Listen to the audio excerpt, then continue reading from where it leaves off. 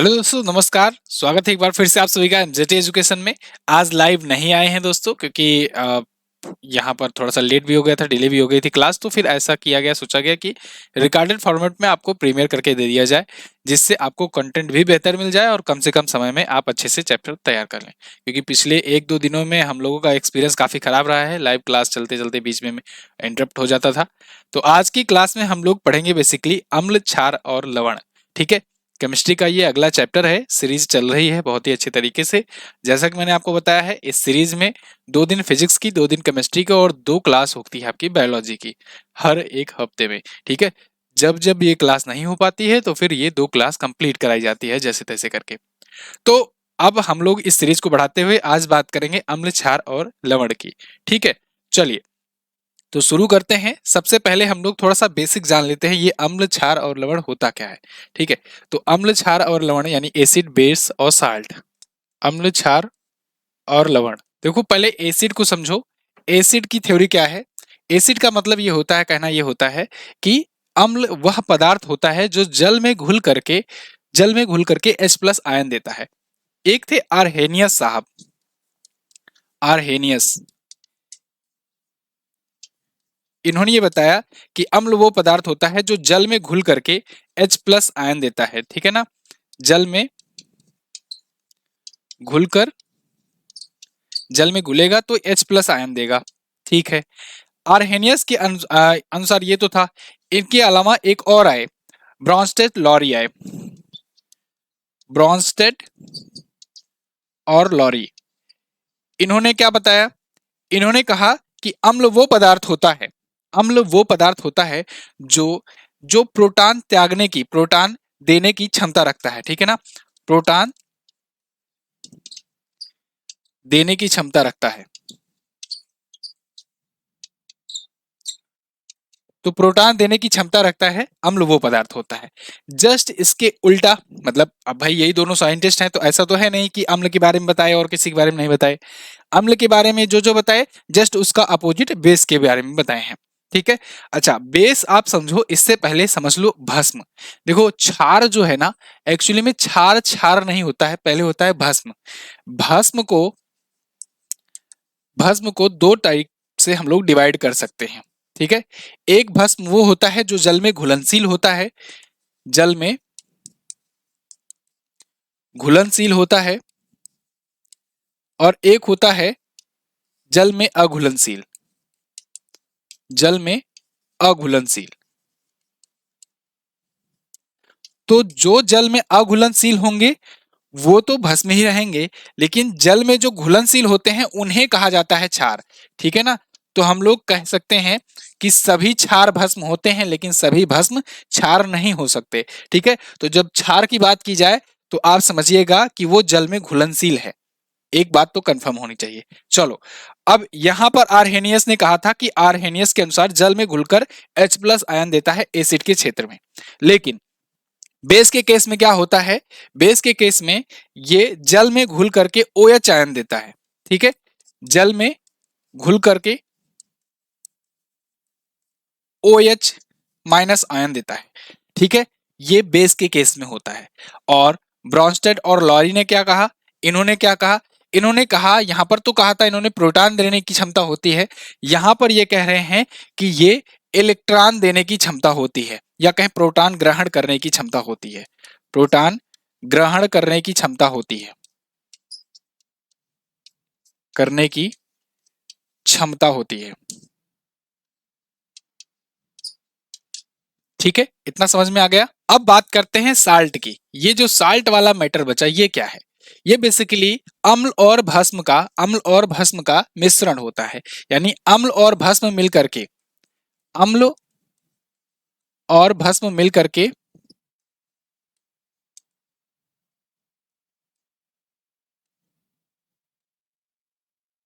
मिलकर के बनाते हैं लवण। ठीक है, यानी कि acid plus base is equal to salt. ठीक है, यहां पर एक एग्जांपल लेते हैं हम लोग। HCl है जैसे, HCl हाइड्रोक्लोरिक एसिड होता है। इसमें अगर हम लोग NaOH करते हैं, NaOH, NaOH एक क्षार है, एक भस्म है, ठीक है। तो HCl और NaOH के साथ जब अपक्रिया कराएंगे तो क्या निकलेगा, आपका निकल जाएगा NaCl प्लस H2O निकलता है।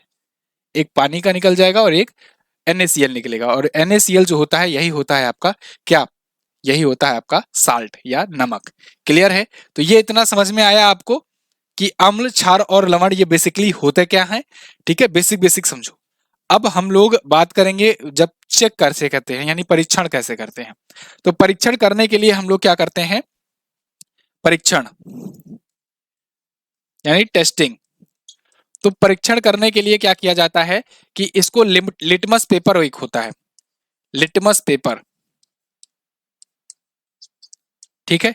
लिटमस पेपर, लिटमस पेपर को डाला जाता है उसके घोल में, ठीक है।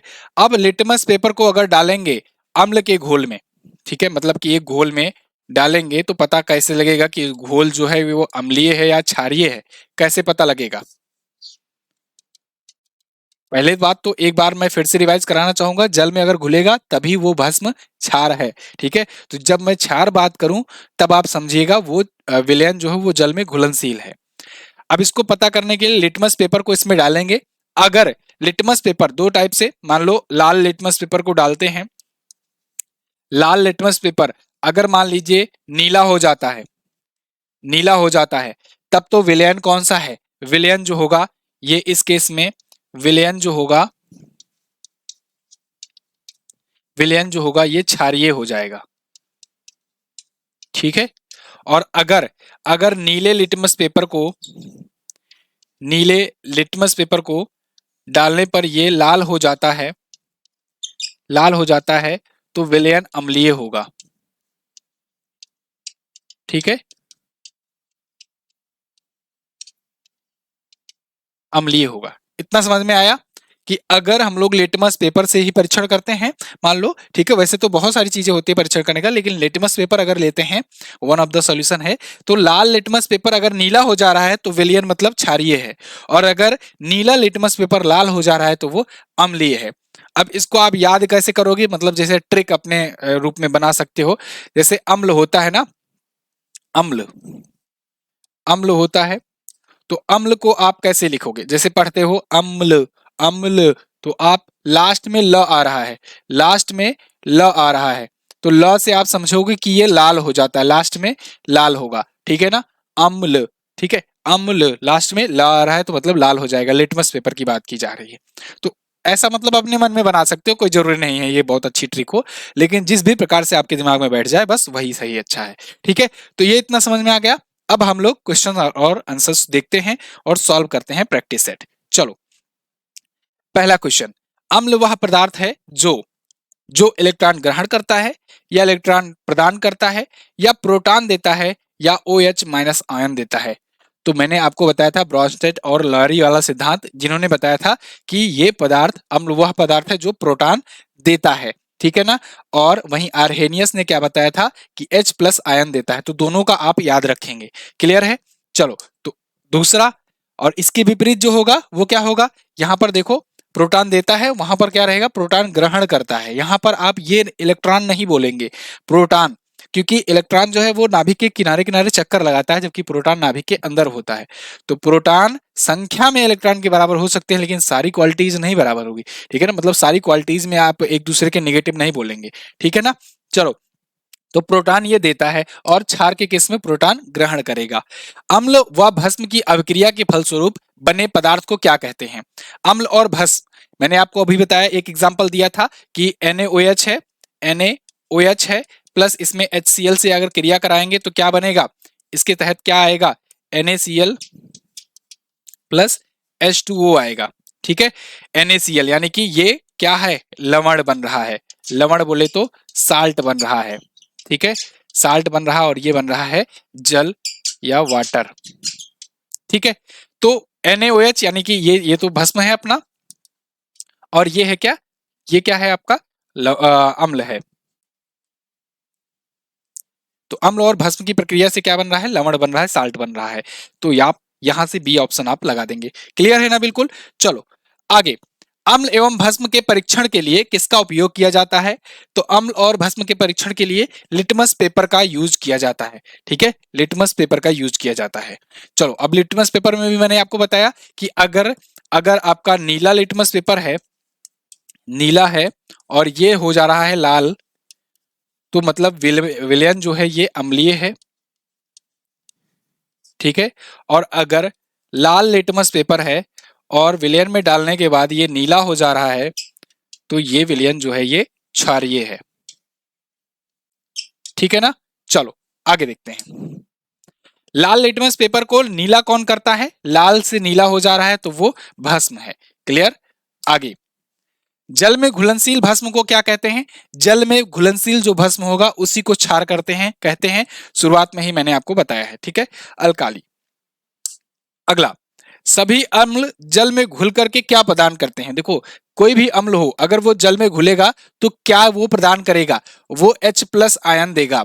आरहेनियस के अनुसार, आरहेनियस के अनुसार, आरहेनियस साहब ने ये बताया था। ठीक है, कि सभी अम्ल जो होते हैं वो जल में घुलने के बाद H+ आयन देते हैं।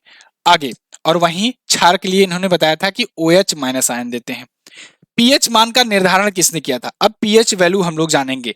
पीएच मान, तो पीएच बेसिकली एक स्केल है जिसके थ्रू हमें यह पता लगता है कि कोई भी चीज है, जो भी विलयन है, वो एसिटिक है या फिर बेस है। ठीक है, अब इसमें एक रेंज होती है, वो रेंज के बारे में अभी धीरे धीरे आपको बताऊंगा, सब कुछ पता चलेगा।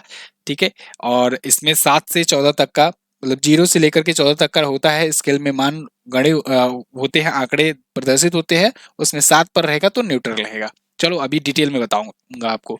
फिलहाल पीएच मान का निर्धारण किसने किया था? इसको सारेंसन ने किया था। किसने? सारेंसन ने। तो सारेंसन जी का नाम आप याद रखेंगे। आगे, शुद्ध जल में हाइड्रोजन आयन सांद्रण का मान कितना होता है? अब देखो, शुद्ध जल में हाइड्रोजन आयन का सांद्रण पूछा गया है, यानी कि शुद्ध जल में देखो, ये जो पीएच स्केल होता है ना, बेसिकली ये पीएच स्केल जो होता है, ये पीएच मान जिसे ज्ञात किया जाता है, तो पीएच मान बेसिकली ये हाइड्रोजन आयन के सांद्रण को लेकर के ही डिसाइड किया गया है। अब हाइड्रोजन आयन जो है, क्योंकि हाइड्रोजन आयन आपको पता है 1H1 होता है, 1H1 यानी एक ही प्रोटॉन होते हैं, एक ही इलेक्ट्रॉन होते हैं और एक ही इसकी परमाणु भार होती है। ठीक है, तो इसके अनुसार जब इसका लिया गया, एक स्केल बनाई गई, पीएच मान बनाया गया, तो उसमें 0 से लेकर के 14 तक देखा गया। अब उसमें हाइड्रोजन आयन की सांद्रता को ही करके इसमें एक मतलब उसी से कैलिब्रेट करके बनाया गया। अब इसमें जल जो है पाया गया कि जल एक ऐसा मटेरियल है, एक ऐसा पदार्थ है दोस्तों, जो रंगहीन, गंधहीन, स्वादहीन और 0 पीएच मान वाला है। ठीक है, मतलब ना इसमें कोई कलर है, ना इसमें कोई स्वाद है, प्रोटीन भी नहीं है। ठीक है, कोई कैल्शियम भी नहीं है, कोई विटामिन भी नहीं है, और फिर भी ये मानव शरीर के लिए अत्यंत आवश्यक होता है। ना ये अम्लीय है, ना ये क्षारीय है, ये बिल्कुल न्यूट्रल होता है और ये 7 पर होता है। जब ये स्केल बनाया गया तो इसमें 7 को रखा गया 0 पर मानकर, मतलब इसको न्यूट्रल वैल्यू मानी गई। ठीक है, ये मानी गई न्यूट्रल वैल्यू, मतलब जिसका पीएच मान 7 है तो वो ना एसिड है ना वो बेस है। अब 7 से अगर ऊपर जाते हैं, मतलब मैंने आपको बताया ये 14 तक जाएगा और ये 0 से शुरू होगा, तो 7 से अगर 14 तक जाते हैं तब क्या पाते हैं कि वो जो मटेरियल है वो क्षारीय शो होता है। ठीक है, क्षारीय शो हो रहा है, और अगर 7 से नीचे आ रहे हैं तो वो अम्लीय शो हो रहा है, अम्लीय क्वालिटी उसकी शो हो रही है। ठीक है, जल जो है ये 7 पर है। अब ये जो पीएच मान होता है ये लॉगरिथमिक वैल्यू होती है, इसीलिए 10 टू पावर माइनस में करके यहाँ पर लॉगरिथमिक वैल्यू दी जाती है। तो अगर आपसे जल के केस में पूछा जाए, शुद्ध जल के केस में पूछा जाए, ठीक है, अब इसमें भी बहुत सारे जल होते हैं, वर्षा का जल होता है, शुद्ध जल होता है। ठीक है, उसमें कोई अगर त्रुटियां मिला दो तो वो भी एक जल होता है। तो शुद्ध जल की बात की जाए, जो प्योर जल है वो 7 पीएच मान वाला होगा, यानी कि वो 10 की घात -7 वाले हाइड्रोजन आयन के सांद्रता का मान शो करेगा। जितनी वैल्यू होगी उसी को आप करेंगे, यहाँ पर लॉगरिथमिक वैल्यू होती है और नेगेटिव में 10 टू पावर करके आप निकालेंगे। ठीक है, अगर अब यहीं पर मैं आपसे कहूं जैसे मानव रक्त का पीएच मान है, मानव रक्त का पीएच मान कितना होता है, क्षारीय होता है, 7.4 होता है। ऐसे बहुत सारे, अभी मैं आपको पूरा लिस्ट भी दिखाऊंगा, ठीक है। तो ऐसे बहुत सारी चीजें होती हैं। अगर मैं आपको एग्जांपल में बोलूं कि किसी का पीएच मान 8 है, ठीक है, तो बताओ वो हाइड्रोजन आयन का सांद्रण का मान है उसका कितना होगा, तो आप बताएंगे 10⁻⁻8। क्लियर है ना, समझ में आ रहा है। अगर आपसे 4 बोला जाए तो 10⁻⁻4। ओके, चलो आगे। क्षारीय घोल का पीएच मान कितना होता है, क्षारीय घोल का पीएच मान। अब अगर कोई क्षारीय घोल है उसका पीएच मान कितना होगा, मैंने आपको बताया स्केल होगा, 7 में न्यूट्रल है, इसके ऊपर जाएंगे तो क्षारीय है, तो ये क्षारीय है। तो 7 से अगर अधिक है तो वो घोल जो है ये क्षारीय है, 7 से कम है तो वो एसिटिक है। ठीक, आगे अगला क्वेश्चन है, दूध का पीएच मान होता है, दूध का पीएच मान। अब देखो दूध जो होता है ये अम्लीय होता है, कैसे पता, आपने पढ़ा होगा लैक्टिक एसिड होता है ना, दूध में कौन सा एसिड पाया जाता है, लैक्टिक एसिड, याद रखना ये भी पूछा जाता है, ठीक है।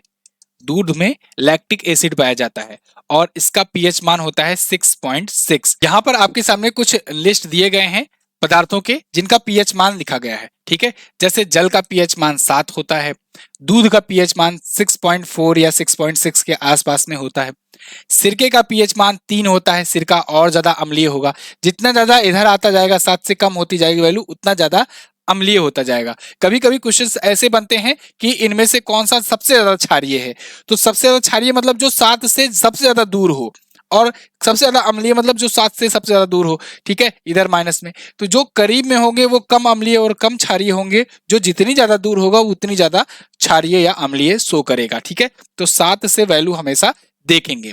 अब यहाँ सिरके का पीएच मान देखो 3 है तो ये अधिक अम्लीय है, क्लियर है ना, दिख रहा है। चलो रेड कलर कर लेते हैं। हाँ, सिरके का जो है ये अधिक अम्लीय है। मानव रक्त का पीएच मान 7.4 होता है, ये बहुत इंपॉर्टेंट है, ये पूछा जाता है एग्जाम में क्वेश्चन। तो मानव रक्त का पीएच मान 7.4। नींबू, नींबू भी दोस्तों खट्टा होता है और ये क्या है, ये एक अम्लीय होता है। अच्छा एक चीज और, जब भी आप अम्ल और क्षार पढ़ो ये चीज भी ध्यान रखना कि जो भस्म होता है या कहे कि आगे चल करके जो क्षार बनता है, भस्म जो होता है इसका स्वाद कड़वा, कड़वा या कड़वा कैसला या खारा जो भी आप कहो, ठीक है, तीखा मत बोल देना, तीखा तो मिर्च होता है, ये कड़वा खारा या कैसला, ठीक है, जैसे भी आपको दिखो। और जो अम्ल होता है ये खट्टा होता है, अम्ल क्या होता है, ये खट्टा होता है स्वाद में, ठीक है। तो ये बात भी ध्यान रखेंगे आप। NaCl का पीएच मान क्या होगा, चूंकि NaCl एक साल्ट है और ये क्या करता है, ये अम्ल और भस्म दोनों को मिला करके बनता है, ठीक है। तो जब दोनों को मिला करके बनेगा तो इसका 7 होगा पीएच मान, ठीक है ना, 7 होगा। शराब का पीएच मान 2.8 होता है। मानव मूत्र का पीएच मान होता है 4.8 से 8.4 के बीच में, अम्लीय भी होता है और क्षारीय भी। देखो आप 4.8 पर हो यानी 7 से नीचे हो तब अम्लीय शो हो रहा है, और एक रेंज होता है 8.4 तक होता है तो फिर आप ये क्षारीय भी, यानी अम्ल से क्षार के बीच में रेंज होता है। ऑन एन एवरेज इसके निकाल करके बोलते हैं, ठीक है, मानव मूत्र का पीएच मान। दूसरी बात एक देखो कभी कभी क्या होता है कि कोई भी विलयन हो वो उसमें, या मानव शरीर है ये ले लो, मानव शरीर में कभी कभी सुनते हो ना कि एसिडिटी बढ़ गई है। एसिडिटी का क्या मतलब, एसिड बढ़ गया है पेट में, जब एसिड बढ़ गया है यानी अम्ल की मात्रा आपकी बढ़ गई है मानव शरीर में, तो इससे फिर दिक्कत होता है, डिहाइड्रेशन वगैरह होता है। तो पेट में जो होता है वो रेंज में होता है, मतलब एक कोई फिक्स वैल्यू नहीं है कि इतना ही अम्ल है इतना ही क्षार है, वो रेंज होता है, कभी एसिडिटी बढ़ सकती है कभी घट सकती है, कभी क्षारीय होगा कभी अम्लीय होगा, लेकिन एक निश्चित रेंज में होता है। इसीलिए कहते हैं पानी अधिक से अधिक पिया जाए, जिससे पानी अगर पियोगे तो वो न्यूट्रल बना करके रखता है, ठीक है ना। चलो अब आगे, समुद्री जल का पीएच मान। अब समुद्र का जल खारा होता है, सुना है आपने, तो खारा होगा तो वो जाएगा बेस की तरफ यानी 8.5। आंसू का पीएच मान, आंसू जो होता है ये थोड़ा थोड़ा लिटिल बिट क्षारीय होता है, 7.4, ठीक है, यानी 7 से थोड़ा सा ऊपर, तो थोड़ा सा होता है क्षारीय। मानो मानो लार का जो लार बनता है उसका, तो वो भी देखो ऐसे ही सेम 6.5 से 7.5, यानी थोड़ा सा अम्लीय और से लेकर के थोड़ा सा क्षारीय तक, यानी एक रेंज में ये भी होता है। अब मुंह में कभी कभी जो होता है लार जो बनती है उस वो अगर अम्लीय है तब तो ठीक है, अगर वो थोड़ा सा जब ज्यादा बहुत ज्यादा अम्लीय हो जाता है तो फिर क्या होता है, आपका दांत खराब होने लगता है, दांत में रोग होने लगता है या दांत संक्षारित होने लगता है, क्योंकि दांत तो कैल्शियम फास्फेट से बना हुआ है। तो वो जब संक्षारित होने लगेगा तो दांत में दर्द होगा या दांत टूटने लगेंगे, ठीक है। और वही अगर बेस बढ़ जाएगा तब भी दिक्कत। तो यानी कि जैसे कि मानव शरीर में मैंने आपको बताया कि रेंज के बीच में होना चाहिए, ऐसे ही आपका माउथ भी है, उसमें भी आपका जो लार है वो अगर एक निश्चित रेंज में रहेगा तब तो ठीक ठाक है। बहुत ज्यादा एसिटिक हो जाएगा तब भी दिक्कत, बहुत ज्यादा बेस वाला हो जाएगा तब भी दिक्कत। इतना आपको समझ में आ गया। आगे बढ़ते हैं। CHSL और MTS का बैच है दोस्तों, जिनको ज्वाइन करना है ज्वाइन कर सकते हैं। लोको पायलट का बैच भी आज लाइव हो जाएगा, उसके बारे में अभी मैं वीडियो अपलोड करूंगा थोड़ी देर में, तो उसके बारे में भी आपको जानकारी मिल जाएगी। जिनको ज्वाइन करना है व्हाट्सएप नंबर डिस्क्रिप्शन में दिया गया है, आप संपर्क कर सकते हैं, या फिर MZT ऐप पर भी जाकर के सारी जानकारी आप ले सकते हैं।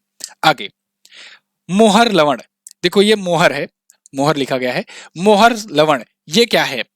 मोहर लवण दोस्तों एक द्विक लवण होता है। क्या होता है?